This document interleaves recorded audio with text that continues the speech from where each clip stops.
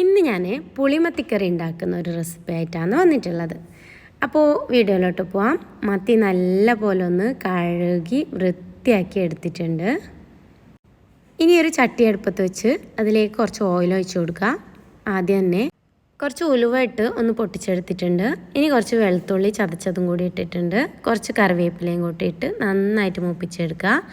ഒരു വലിയ സവാള പൊടിയായിട്ട് കട്ട് ചെയ്തത് ചേർത്ത് കൊടുക്കുക. ഇനി ഇതിലേക്ക് 2 മീഡിയം സൈസിലുള്ള തക്കാളി ചേർത്ത് കൊടുത്ത് കുറച്ച് ഉപ്പും കൂടിയിട്ട് നന്നായിട്ടൊന്ന് മിക്സ് ആക്കി എടുക്കുക. എന്നിട്ട് നന്നായിട്ട് മൂടി വെച്ച് ഉടച്ചെടുക്കുക കേട്ടോ. അപ്പോൾ മസാലയൊക്കെ നന്നായിട്ട് ഉടഞ്ഞ് വന്നിട്ടുണ്ട്. അപ്പോഴേക്കും 1/2 ടേബിൾ സ്പൂൺ മഞ്ഞൾപ്പൊടി ചേർത്ത് കൊടുത്തിട്ടുണ്ട്. ഇനി ഒരു നെല്ലിക്ക വലിപ്പത്തിലുള്ള പുളിയൊന്ന് വെള്ളത്തിൽ നന്നായി ഞരടി ചേർത്ത് കൊടുത്തിട്ടുണ്ട്.